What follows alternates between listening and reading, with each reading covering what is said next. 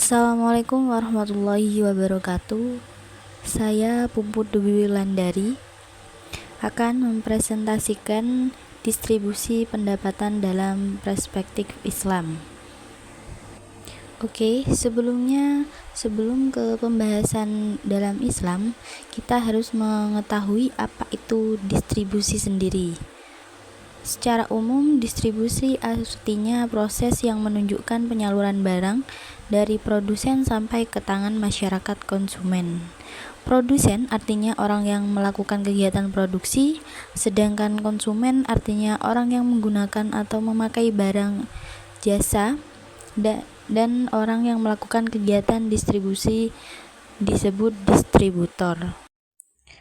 Pandangan distribusi dalam Islam sendiri ialah peningkatan dan pembagian bagi hasil kekayaan agar sirkulasi kekayaan dapat ditingkatkan. Demikian konsep ekonomi di bidang distribusi yang ditawarkan oleh Islam. Islam mengenalkan konsep pemerataan pembagian hasil kekayaan negara melalui distribusi seperti zakat, wakaf, warisan, dan lainnya. Distribusi seperti di atas dapat dikatakan sebagai makna dari distribusi secara luas. Sementara distribusi dalam arti penyebaran dan pertukaran hasil produksi lain, Islam telah memberikan tuntunan yang wajib diikuti oleh pelaku ekonomi muslim.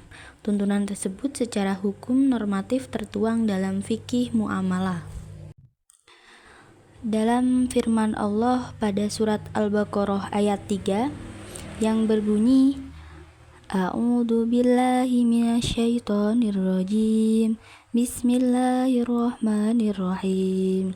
Alladzina yu'minuna bil ghaibi wa yuqimuna sholata wa mimma razaqnahum yunfikun. Artinya, yaitu mereka yang beriman kepada yang gaib, yang mendirikan sholat dan menafkahkan sebagian rezeki yang kami anugerahkan kepada mereka. Surat Al-Baqarah ayat 3.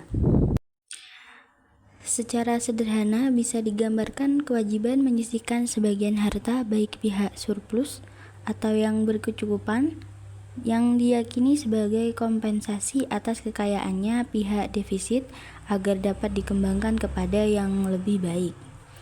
Distribusi pendapatan dalam Islam yang dijadikan batasan kebutuhan adalah maqasid asyari, yaitu menjaga agama, diri, akal, keturunan, dan harta. Sistematika yang dikembangkan oleh para fuqaha dalam memenuhi maqasid asyari tersebut mengacu pada skala prioritas dengan urutan sebagai berikut.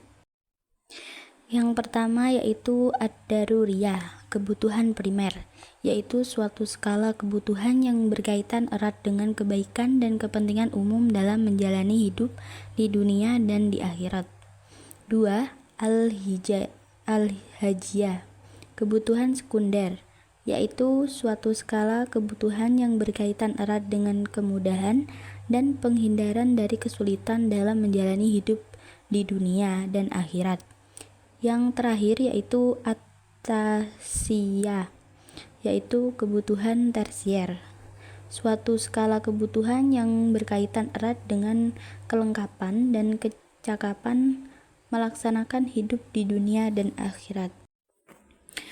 Sederet etika distribusi atau marketing yang disodorkan Islam merupakan landasan yang kokoh dan kuat, sebab Allah berfirman dalam surat An-Najm ayat 39-41 yang artinya, dan bahwasanya seorang manusia tiada memperoleh selain apa yang telah diusahakannya, dan bahwasanya usahanya itu kelak akan diperlihatkan kepadanya, kemudian akan diberi balasan kepadanya dengan balasan yang paling sempurna.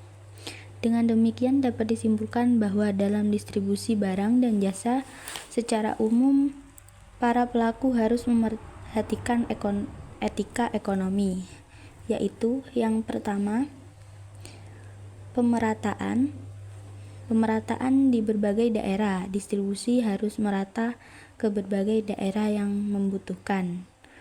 Yang kedua yaitu keadilan terhadap produsen sejenis, Dalam memasarkan produk, tidak boleh menjatuhkan satu sama lain. Boleh memamerkan keunggulan, tetapi tidak boleh menjelekkan produk satu sama lain. Ketetapan waktu dan kualitas. Dalam pendistribusian barang, sangat diperlukan ketepatan waktu, terutama yang masa kadaluarsanya singkat. Slide berikutnya yaitu keadilan distribusi Islam. Islam mengharuskan keadilan secara mutlak. Tuntunan untuk berlaku adil dalam Islam tidak bisa ditawar-tawar lagi. Setidaknya ada 4 makna keadilan, yaitu sama, seimbang, perhatian kepada hak individu dan memberikan hak itu kepada setiap pemiliknya, dan adil yang dinisabatkan kepada Allah.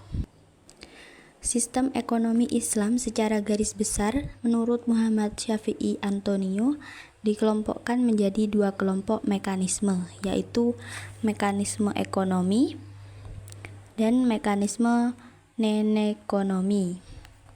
Mekanisme ekonomi sendiri yaitu mekanisme distribusi dengan mengandalkan kegiatan ekonomi agar tercapai distribusi kekayaan. Seperti contoh bekerja sama, pengembangan hak milik melalui kegiatan investasi, larangan judi, larangan kegiatan monopoli, dan berbagai penipuan. Dan yang kedua yaitu mekanisme non-ekonomi.